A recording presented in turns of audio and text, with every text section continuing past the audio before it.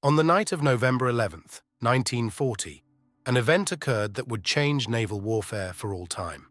The British Royal Navy launched a raid against the main base of the Italian Navy, the Regia Marina, at Taranto, located in the arch of the Italian boot. It was the first time that torpedo bombers, launched from an aircraft carrier, HMS Illustrious, would sink capital ships while they rested in port. In May 1941, the carrier HMS Ark Royal would launch the same types of outdated Fairey Swordfish biplane torpedo bombers used at Taranto against Bismarck, pride of the German fleet. In the dying embers of day, a Swordfish torpedo would jam Bismarck's rudder, leaving her helpless and doomed on the open sea. All planes returned safely to Ark Royal in the growing darkness. At the time, only 3 nations boasted operational aircraft carriers: Great Britain, the United States, and the Empire of Japan. The Japanese would apply the lessons learned from these British victories to make the aircraft carrier the centerpiece of their attack force. Instead of 1 carrier, they would employ 6 of the 10 they had against Pearl Harbor. The attacking squadron was supported by 2 battleships, 3 cruisers, and 9 destroyers. By the end of 1941, the battleship, Queen of the Oceans just 2 years previously, would be relegated to a support role. There were many lessons to be learned, and the United States learned them well. While the smoke still drifted over Pearl Harbor, the U.S. Navy brass began to realize how lucky they were that none of their aircraft carriers had been in port that day.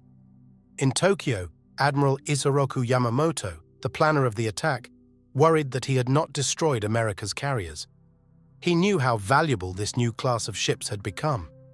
Japan, in fact, was in the process of building 5 more carriers and converting 2 large passenger ships to carriers. Of America's 6 fleet carriers and 1 escort carrier, 3 were in the Pacific Ocean on December 7th. One of them, Saratoga CV-3, was taking aboard planes at San Diego. Her sister ship, Lexington CV-2, commanded by Vice Admiral Wilson Brown, was leading an escort of 3 heavy cruisers and 5 destroyers from Pearl Harbor to deliver 18 Vought SB-2U Vindicator dive bombers to Midway Island for the island's defense. The third carrier, Enterprise, had just delivered 12 F-4, F-3 Wildcat fighters and their pilots to Wake Island and was returning to Pearl. Had bad weather not delayed Enterprise on her homeward voyage, she, like the battleships, would have been caught in the carnage. US Enterprise photographed in June 1941. The wooden flight deck was painted blue as a camouflage measure shortly after this photo was taken. Just as important as the survival of the carriers for the Navy was the failure of the Japanese to destroy the fuel stocks and their storage tanks at Pearl Harbor. This allowed the remnants of the Pacific Fleet to engage in immediate and continuous operations, setting up the upcoming American offensives much sooner than they would have if the fuel oil and the holding tanks had been destroyed. Still, by the end of that day of infamy, the 3 flat tops in the Pacific and their escorts were all that remained between Japan and the west coast of the United States. The next day, Saratoga hurriedly departed San Diego and rushed to Hawaii. Upon arrival, she was assigned the task of reinforcing Wake Island, which was threatened with invasion. Delays, setbacks, and indecision resulted in Wake's loss to the enemy before Saratoga and her supporting squadron could arrive. Returning to Pearl, Saratoga and the other 2 carriers were assigned to mundane patrol and escort duties. The inaction did not sit well with officers or crew. They wanted to fight. Fortunately, changes were afoot. On December 16th, Yorktown CV-5, the sister ship of Enterprise, weighed anchor at Norfolk, Virginia for the Pacific Ocean to reinforce the decimated Pacific Fleet. Yorktown had previously been in the Pacific and had made the move with the fleet from San Diego to Pearl Harbor in 1940. With increased threats from German U-boats in the Atlantic, however, she was transferred there in April 1941. Now she was headed back to Pearl as fast as she could steam. U.S. Yorktown, also photographed before the war. Although the carrier played a key role in the Marshall Islands operation, she would be lost during the Battle of Midway in June 1942. Pre-war naval planners and architects had been directed to design the hulls of all capital ships so that they would be able to pass through the Panama Canal. While it limited the size of new ships because of the rigid width and length requirements of their hulls, it allowed the Atlantic and Pacific fleets to be mutually supportive. Yorktown made the time-saving passage through the canal and arrived at San Diego Bay on December 30th. There, she became the flagship of Rear Admiral Frank Fletcher's Task Force 17, TF-17. His command also included the destroyers Hughes, Sims, Russell, and Walk, as well as the heavy cruiser Louisville and the light cruiser St. Louis. Meanwhile, in Washington, the axe fell on the pre-war commanders in Hawaii. On December 17th, in a shake-up of personnel, President Franklin D. Roosevelt appointed Admiral Chester Nimitz commander of the U.S. Pacific Fleet, effective December 31st. The beginning of offensive operations was starting to take shape. Admiral Nimitz and his staff immediately began developing plans for going from defensive to offensive war. The emotional choice at home would be to reinforce or rescue General Douglas MacArthur's stranded army in the besieged Philippines, but this could be disastrous. The Philippines were 4,500 miles from Hawaii, deep within Japanese-controlled waters. This would make any American relief effort easily surrounded, cut off, and destroyed. Nimitz had to strike in such a way that his invaluable carriers had an escape route. That meant that the Philippines could not be saved. Nimitz's orders from Washington were first and foremost to protect the shipping lanes from the United States to Australia. The greatest threat to this vital lifeline at this time was the Japanese-held islands in the Marshall and Gilbert groups of islets and atolls spread over hundreds of miles of ocean. But Nimitz needed to know what to expect on and around those islands, and he needed to know quickly. To find out, he dispatched the submarine Dolphin SS 169 to recon the Marshalls without delay. In compliance with his orders, Dolphin's captain weighed anchor and left Pearl Harbor on Christmas Eve. The Marshall Islands had been in Japanese hands since World War I, when they were wrested from German control. The island group became part of the League of Nations mandate that awarded them to Japanese administration. The Gilberts, now known as Kiribati, farther south and within striking distance of Fiji and Samoa, were occupied by the Japanese after the attack on Pearl Harbor. Several of the islands in these two groups were being fortified with naval and air assets. From there, the American lifeline to Australia, 4,000 miles from Hawaii, would be threatened by long-range flying boats and by submarines that could refuel at these advanced bases, the easternmost outposts of the Japanese Empire. Nimitz believed that a raid on these islands could materially slow the progress and offensive capability of the enemy, and, at the same time, relieve some of the Japanese pressure on the Philippines and the East Indies. A successful raid would also reassure the American public that the Navy was hitting back. Some of his advisors were skeptical, not wanting to risk the valuable aircraft carriers. One concern was the unknown location of Japanese carriers, which, if near the Marshalls and Gilberts, could seriously threaten the American carriers. Codebreakers and intelligence analysts, however, were reasonably sure that the Japanese flat-tops were in the Western Pacific, supporting their major offensives. Fortunately for Nimitz, Enterprise put into Pearl Harbor on January 7th.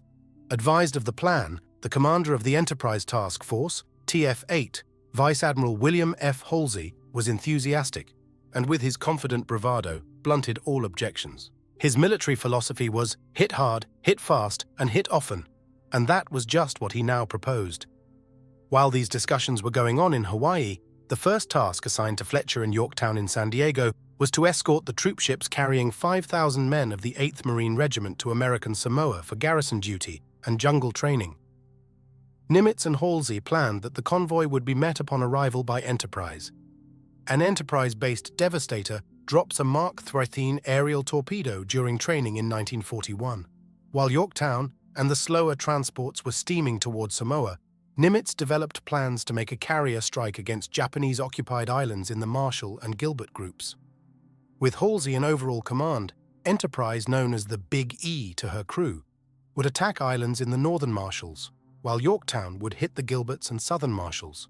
As part of the plan, Lexington was to make a third raid on Wake Island as a diversion, while Saratoga was to perform a defensive patrol west of Hawaii. Ironically, this strategy had already been spelled out in pre-war planning. Many scenarios involving potential allies and enemies had been considered. The plan, named Rainbow 5, called for raids against the Japanese-occupied Marshall Islands. In this scenario, 3 aircraft carriers and supporting cruisers and destroyers would bombard Japanese installations in the Marshalls by air and sea, then fall back on 3 waiting battleships for protection. Nimitz and Halsey now planned a version of Rainbow 5 without the battleships, which were no longer available. On January 10, 1942, Enterprise began to fuel and provision for a long voyage. The work went on all night. She departed Pearl Harbor the next day with her task force, TF-8, including the heavy cruisers Northampton, Salt Lake City, and Chester, along with their destroyer escorts. Halsey wanted to add more punch to his airstrike, so he ordered his screening cruisers to bombard some of the target islands, just as the Rainbow 5 plan envisioned it. This task fell to Rear Admiral Raymond A. Spruance, who was in command of the cruiser group. No sooner had TF-8 left Pearl Harbor for the rendezvous with Yorktown and TF-17 than things began to go wrong. That night, January 11th, Saratoga, while screening Hawaii, was struck by a single torpedo from the Japanese submarine, Sai-6. Damage was serious enough that she had to withdraw to the west coast for repairs and would be sidelined from the war for several months. Then, while Lexington was steaming 2,000 miles toward Wake Island and her part in the upcoming raid, she received bad news. There was only one aging oiler available to refuel the carrier and her thirsty task force after the raid. Without refueling, the Lexington squadron could not make it back to Pearl Harbor. A Grumman F-4 Wildcat fighter has its 6.50 caliber machine guns tested on the Enterprise's flight deck. The Wildcat's guns had the unfortunate habit of jamming during combat. The oiler assigned to Lexington was the old and slow Neches AO-5, whose keel was originally laid down in 1919. Early on the morning of January 23rd, Neches, while steaming around the planned rendezvous point, was hit and sunk by 2 torpedoes from another Japanese submarine, I-72. Without access to fuel oil, Lexington had to bow out of her role in the coming offensive raid. Before the raid even began, half of the Pacific's fleet carriers were out of action. But that did not deter the aggressive Halsey or the eager support of Admiral Nimitz. The raid was still on. On January 23rd, Yorktown and the troop transports arrived off of Samoa, where Enterprise was waiting. The Marines with their artillery and equipment were safely disembarked, and by the 25th, the 2 carrier groups steamed northward together toward their twin objectives. Both carriers had a decided advantage over most other U.S. Navy ships and all Japanese ships. They were among the very first American warships to be outfitted with radar. The Japanese would not have access to this technology until much later in the war, by which time it was too late to make a difference. All ships of the 2 task forces were refueled at sea. On January 28, Enterprise did not begin refueling until after dark, a process that would last for more than 5 hours. Nighttime refueling at sea was a new and dangerous venture at this point in the war, and it was not until later that frequent rehearsal would make it routine. On this night, however, it was an experiment of necessity. Arrangements were also made for the ships of both carrier groups to refuel once more after the raid before making the 250-mile run back to Pearl Harbor.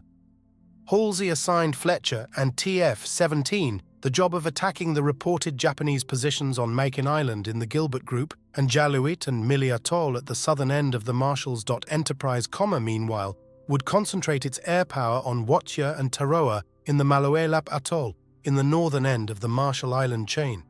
Taroa is not to be confused with the more famous island of Tarawa in the Gilbert Group. On January 29th, the 2 carrier squadrons parted company to carry out their assignments. As Nimitz's plans were being firmed up in January, a report came from the submarine Dolphin that there was a considerable Japanese buildup of both sea and air resources on the atoll of Kwajalein, which was about 150 miles west of Watya. As a result of this new intelligence, Kwajalein could not be overlooked, as aircraft from there could be a significant threat to TF-8. This additional island would, of necessity, also have to be targeted. As for the Japanese, their main objectives in the war at this time were the stubbornly defended Philippines, the oil-rich East Indies, and the battle for strategic Singapore. With the American Pacific Fleet neutralized at Pearl Harbor, the Marshalls and Gilbert seemed to be a safe backwater in their war plans. Although the island groups were the easternmost outposts of the Empire, they were sparsely defended. Only some gunboats and a single light cruiser represented naval interests there. Air assets included 33 older fixed-gear fighters, only one modern Zero fighter would be encountered, 9 land-based, twin-engine bombers, and 9 4-engine flying boats of the 24th Air Flotilla. Most of the assets of the 24th were based at Truk and recently conquered Rabaul. The exact composition of these forces was unknown to the Americans. An armorer aboard Enterprise carries belts of .50 caliber ammunition toward a line of Douglas SBD-3 Dauntless dive bombers being prepared for the attack on the Marshall Islands, February 1, 1942. The air attack plans of the 2 U.S. carriers were coordinated so that the first wave of aircraft from both ships would arrive over their respective targets at the same time, 15 minutes before dawn on February 1st, just 7 weeks after the raid on Pearl Harbor. After leaving Samoa, both carrier squadrons had search planes constantly in the air during daylight hours to spot any lurking enemy planes, ships, or submarines. Radar continued the surveillance at night. Radio silence was strictly enforced. Only daytime semaphore flags and signal lights at night offered intership communication. As Yorktown drew nearer to her assigned targets, her escorting destroyers were detached to form a scouting line in defense of the carrier. The cruisers maintained continuous close-in screening of the flat top. A Curtiss SOC Seagull scout observation float plane, left, flies over Watya Island during the attack on the enemy airfield, February 1, 1942. Guns from the USS Salt Lake City and USS Northampton destroyed 2 fuel dumps and an ammunition storage facility. At 4:15 am on February 1st, Yorktown began launching operations. 11 Douglas Devastator torpedo bombers and 17 Dauntless dive bombers were hurled into the pre-dawn skies. The first target was the island of Jaluit, from which the Japanese administered the Marshall Islands. The approach was difficult. Darkness, high winds and rain squalls hid the attacking planes from the ground, but also from each other. By the time the island was reached and a grey dawn at last appeared, the wind-tossed planes had been scattered, and the military installations were socked in by storm clouds. Coordinated attacks were impossible under these conditions. Each pilot did his best on his own. The pounding weather, darkness, and high fuel usage were responsible for 6 planes not returning to their carrier. A major factor in the aircraft losses for both carriers was the lack of training in flying at night or in stormy weather. Pilots under the stress of their first combat missions became disoriented in the windy gloom. As it was, little was done in the way of damage on the targeted islands, but the Japanese were totally shocked and terrified that they could be attacked so easily. On the other hand, Americans were delighted once the news reached home. The weather was better over Makin Atoll, where 2 long-range, 4-engine Kawasaki H-6K seaplanes, Allied designation Mavis, were demolished while sitting on the water. A gunboat was also badly damaged, and as at Jaluit, Japanese nerves and confidence were severely strained. The third island, Mili Atoll, was found to be deserted, and pilots assigned to it had nothing to attack. Enemy response was late and ineffective. 3 H-6K seaplanes, however, were able to take off from Jaluit when the raid was over. One of them spotted the destroyer Sims, which was searching for the crewman of a ditched plane. The Mavis made a diving attack on Sims, but its stick of bombs landed harmlessly in the destroyer's wake as the speeding ship tacked violently. Anti-aircraft fire chased the plane into nearby clouds. Sims would later be sunk at the Battle of the Coral Sea. The destroyers, now in harm's way, called upon Yorktown for air support. 6 rugged Grumman F-4F Wildcat fighters of the carrier's Combat Air Patrol, CAP, were sent against the flying boats, but no contacts were made near the destroyers. Shortly after 1 p.m., however, Yorktown's radar, for the first time in combat, picked up an incoming plane. The Grumman F-4F Wildcat fighters of the Combat Air Patrol were vectored in that direction. When the Mavis came out of the clouds, it was within 15,000 yards of the carrier. As the Kawasaki closed for an attack, it was set upon by Wildcats flown by Ensign E. Scott McCluskey and his wingman, Ensign John Adams. One of them put a burst into the enemy's wing route, causing it to explode in mid-air. On Yorktown, the open PA system allowed the relieved crew to hear the jubilant McCluskey exclaim over his intercom, "We just shot his ass off." McCluskey would go on to score 5 victories at the Battle of Midway in a desperate effort to protect the ill-fated Yorktown. For the limited damage in the Gilberts, Yorktown lost 7 planes and 16 aviators, mostly due to accidents. After his first round of attacks, Admiral Fletcher was prepared to move off to refuel and then renew the attack, but Halsey ordered him back to Pearl Harbor. Surprise in the hit-and-run attack had been achieved, and he did not want to risk defeat by an alerted enemy. At the same time, Yorktown was launching its planes into the darkness, as was the distant Enterprise. In preparation for the raid, Halsey ordered every ship to be rigged for towing and being towed. If a ship was damaged, he wanted to be able to tow it to safety without losing time to do the preparation work under duress. During the trip from Hawaii, the Wildcat pilots had talked the ship's outfitters into installing steel plating from boilerplate behind their cockpit seats to protect against enemy machine guns. The steel added weight to the planes, but it would save lives. Left. Lieutenant Wilson Bartlett returned to USS Chester after flying his SOC Seagull to spot gunfire for his ship's bombardment of Tarawa Island. Right. Lieutenant Scott McCluskey shot down a Japanese Kawanishi H-6K Mavis flying boat that attacked Yorktown. When darkness settled in on the eve of the raid, TF-8 made its final run to the target at 30 knots to arrive undetected at the launch point before dawn. When Enterprise arrived on station, she was 156 miles from Kwajalein, 106 miles from Tarawa, and just 36 miles from Watya. Like Yorktown, she turned into the wind for a 4:15 a.m. launch time. 6 Wildcats were the first planes in the sky. They would serve as combat air patrol and would rotate with fresh fighters when low on fuel. This went on continuously until after sunset that day. Next, dive bombers and torpedo planes, armed with 3 500-pound bombs rather than a torpedo, roared aloft and buzzed toward distant Kwajalein Atoll. When they were away, more planes were launched toward Tarawa and then Watya. If all went well, the first wave of planes would arrive above all 3 island targets at roughly the same time, just before 7 a.m. As with Yorktown, the pilots on Enterprise lacked practice in nighttime operations. Forming up in the darkness, once airborne proved difficult, and at least one fighter was lost in the dark when it crashed into the sea. During takeoff, Halsey anxiously watched the planes and their pilots from the Admiral's bridge. The man in overall command remained standing there, chain-smoking, drinking countless cups of coffee, and chewing his nails until the last plane was recovered in the afternoon. It was the kind of stress that would eventually result in a painful rash from shingles that sidelined him from the Battle of Midway. While the Flat Top flung her planes into the darkness, Admiral Spruance led 2 of his cruisers, Northampton and Salt Lake City, close to Watya Island for naval bombardment. Watya was chosen for this special treatment, partly because flying boats from there had assisted in the invasion of Wake Island. A month later, on March 4, 1942, the only Japanese bombing of Oahu after the December 7th attack would come from 2 4-engine Kawanishi H-8K Emily flying boats based at Watya. The cruiser USS Salt Lake City shells Japanese-held Watya Island, February 1, 1942, where there was a bonanza of enemy aircraft. The Japanese on Watya were in for a pounding by air and sea. Meanwhile, Spruance sent Chester and 2 destroyers to supplement aerial bombing on Tarawa as well.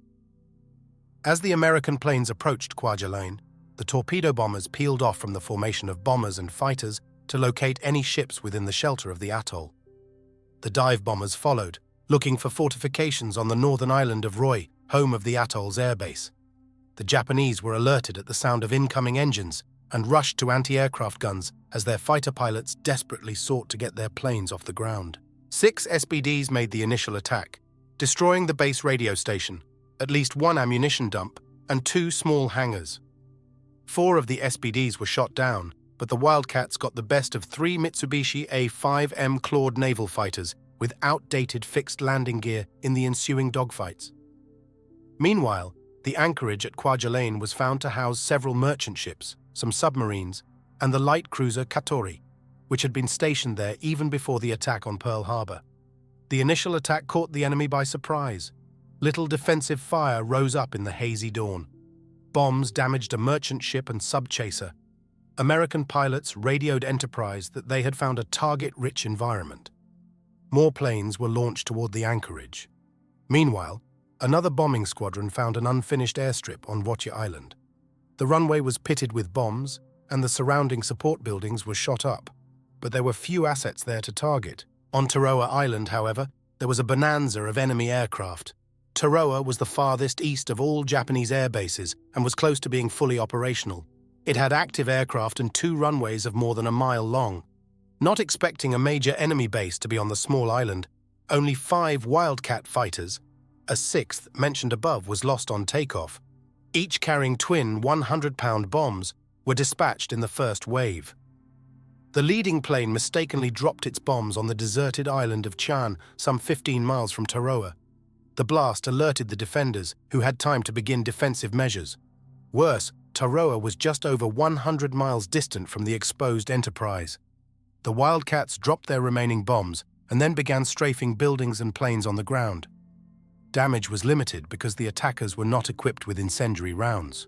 Despite the fire from 4.50 caliber guns on each plane, 8 enemy fighters made it into the air, but 3 of the Claudes were shot down in the brief skirmish. It was now in the most critical moment that a flaw in the 4F's .50 caliber machine guns became evident. They were prone to jam, and jam they did. Weaponless, the Wildcats broke off the dogfight with the Claudes and ran for home. One returning plane suffered 30 holes and dents in the newly installed seat armor, which saved the pilot's life.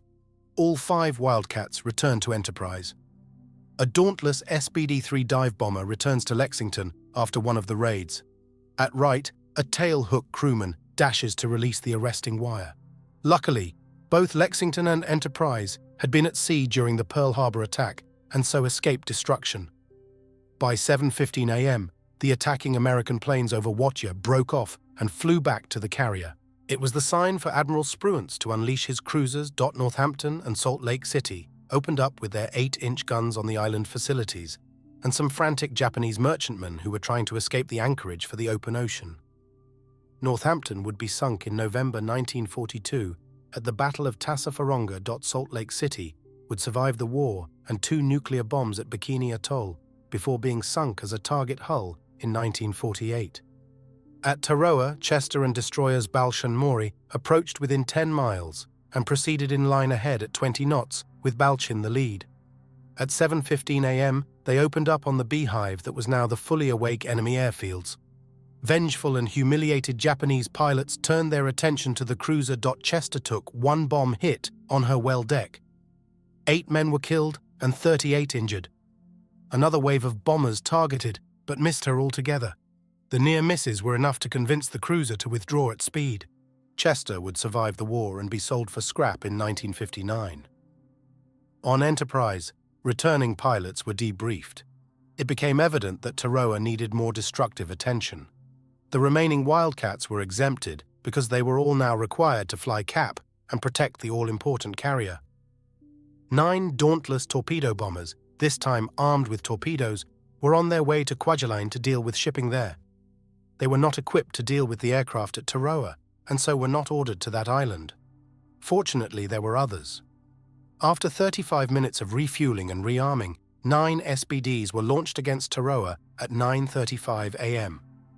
When this second wave reached the island, most of the Japanese planes were on the ground refueling and rearming. The incoming pilots could not ascertain any damage from the first raid. The diving attack came out of the sun from 13,000 feet and damaged or destroyed 2 brand-new uncamouflaged hangars and some other buildings thought to be barracks or administration huts. Other bombs incinerated 9 planes on the ground. A few Claudes tried to engage the invaders but were brushed aside. All 9 SBDs returned home, but no one could yet rest. All the while, Enterprise maneuvered to catch and launch her planes, sometimes coming within sight of Watya Island.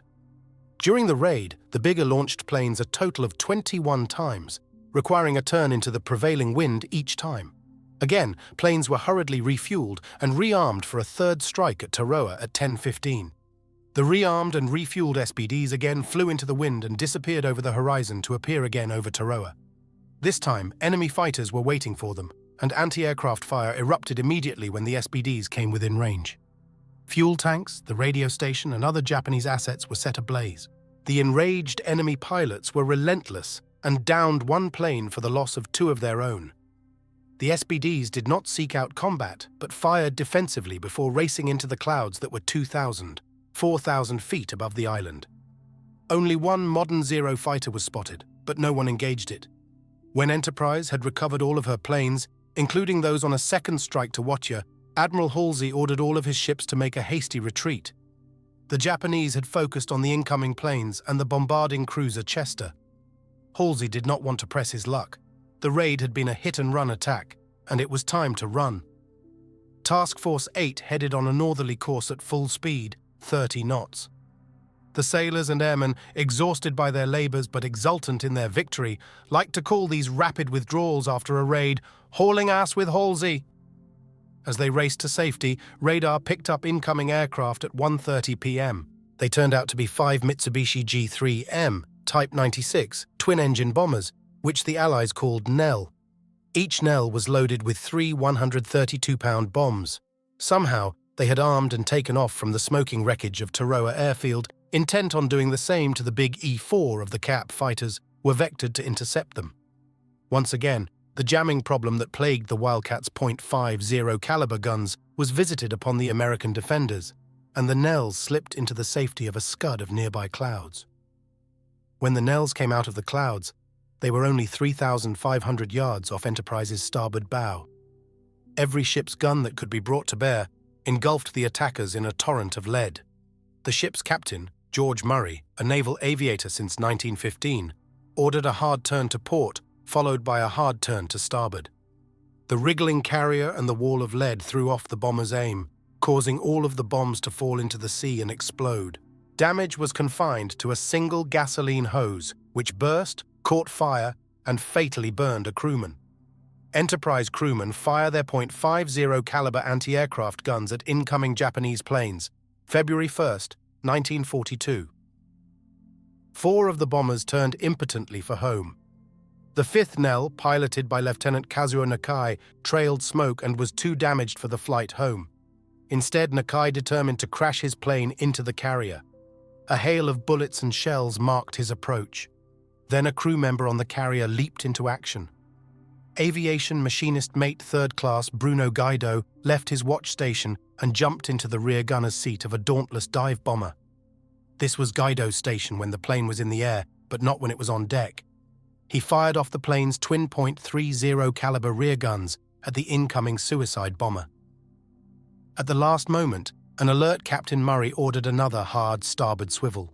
The combination of the hard turn and Gaido's shooting point blank into the cockpit of the incoming plane caused the death-bent bomber to miss the deck and fall into the sea. Its wing, however, clipped and severed the tail of Gaido's SBD, which was parked on the edge of the flight deck. The plane spun around but remained on deck. Gaido calmly climbed out of the ruined plane and helped put out a small fire from the near miss before disappearing below decks. He was afraid he would be punished for leaving his assigned post. From the Admiral's bridge, Halsey had seen the whole thing and ordered that whoever it was in the rear gunner's seat be brought to him on the bridge. When Gaido nervously appeared before his Admiral, Halsey asked, "What is your rank, son?" Gaido answered, "AMM 3rd Class, sir." Halsey, beaming with pride, replied, "Well, you are AMM 1st Class now," and he promoted him on the spot. There is a sad postscript to Gaido's heroism. At the Battle of Midway, his SBD crash-landed into the sea, riddled with bullet holes. He and his pilot, Ensign Frank W. O'Flaherty, were picked up by the Japanese destroyer Makigumo and interrogated. Frustrated by the Americans' unwillingness to divulge information and the humiliating loss of their carriers, their captors threw the 2 airmen into the vast, empty ocean, where they drowned. Their fate was not learned until the end of the war. After the near miss from the Nells, the Big E and her task force continued their northward flight. Halsey figured that the Japanese would look for the raiders in the direction of Hawaii, so he steamed on this course until dark. It all played out as originally planned in Rainbow 5, except there were no battleships to fall back on. The enemy was not yet done. A seaplane stalked the task force at a distance until the Cap fighters were able to force it into the sea. Then, at 3 p.m., 2 more Nells made a bombing run at Enterprise. Again, heavy fire and nimble maneuvering resulted in near misses for the attacking bombers. The Cap fighters shot down one of the attackers and left the other trailing smoke on its homeward flight. After dark, but under a full moon, Halsey retrieved his Cap fighters and maneuvered to the northwest until he found low-hanging clouds to hide under. After a few hours with no radar sightings, he finally turned for home. After refueling, TF-8 arrived at Pearl Harbor on February 5. Yorktown and TF-17 arrived the next day. Their exploits preceded them, filling hearts with pride. The crews of ships at anchor amid the wreckage of Battleship Row sounded their whistles, and sailors cheered the victorious raiders of both carriers and their escorts. It was the first American offensive victory in the Pacific War, and was trumpeted across the nation as long-sought good news. Inflated accounts of the damage done to the Japanese swelled with the telling. It would not be until after the war that more modest assessments would be realized. In Japan, the raid came as both a shock and a cautionary tale. Admiral Isoroku Yamamoto, the mastermind of the Pearl Harbor attack, had estimated that his navy would have 6 months after that attack to dominate a Pacific war unhindered. As it was, Japanese total domination had lasted less than 2 months.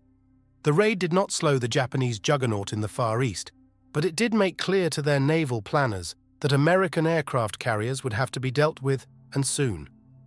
The Marshall's Gilbert's raid was just the beginning. A more audacious raid was planned for February 20th.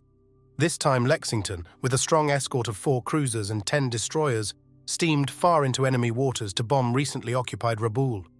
Unfortunately, the squadron was spotted while still 350 miles from its objective. Enemy bombers soon appeared over the closest of the ships. In a violent struggle, 18 Japanese planes were shot down for the loss of 2 of Lexington's fighters. No bomb hits were made on the carrier, but several came near. It was a close call. Rather than press their attack on Rabaul or press their luck, the Americans withdrew.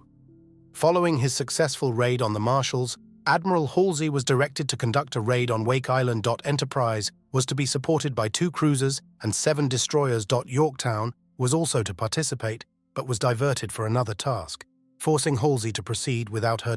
Northampton, Salt Lake City, Balch and Maury, all veterans of the bombardment of Wattier and Tarawa, were to bombard Peel Island, a part of the Wake Atoll. The flight deck of Enterprise is crowded with dauntless dive bombers as they prepare to attack Wake Island, February 24, 1942. The cruiser Salt Lake City and an unidentified destroyer trail the carrier. Halsey's squadron arrived on station before dawn on February 24th. Due to bad weather, the launch of planes was delayed so that the shore bombardment by the cruisers and destroyers occurred before the carrier planes could arrive. Fortunately, the Americans met with almost no fighter or bomber opposition. A great deal of damage was done to Japanese installations for the loss of only 3 planes, 2 due to accidents and 1 to sporadic anti-aircraft fire. No ships were hit. The raid was considered a success, and another one was planned. This time, the target was the Japanese-held Minami Torishima Island, known in the West as Marcus Island. This spot of land was 600 miles northwest of Wake, and that much closer to the Japanese homeland. This time, only Northampton and Salt Lake City accompanied Enterprise. A Douglas TBD-1 Devastator torpedo plane from USS Enterprise flies over Wake Island, part of the Marshall Islands Group, 2,300 miles west of Hawaii, during an air raid on February 24, 1942.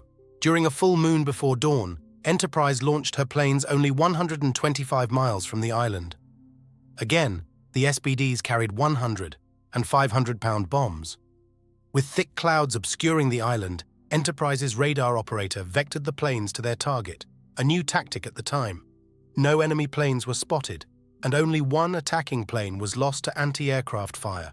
Once again, an audacious raid, regardless of the limited extent of damage, proved that aircraft carriers could strike at will anywhere in the Pacific. Admiral Halsey's next mission would be to escort Colonel Jimmy Doolittle on his raid against Tokyo. Japan's response would be the attack on Midway, where they hoped to draw out the American carriers and sink them. Instead, the epic carrier battle of World War II would end by blunting Japanese striking capabilities and naval dominance beyond repair. The slugfest of the 2 navies around Guadalcanal later in 1942 would find each side locked in a war of attrition from which neither side would flinch, and each would inflict heavy punishment on the other. Slowly, the American production miracle overwhelmed the Japanese, hastening its inevitable conclusion. The U.S. manufacturing juggernaut would produce 17 fleet carriers, 9 light fleet carriers, and a staggering 78 escort carriers. The Japanese, under increasing pressure from a dominant enemy, could not keep up.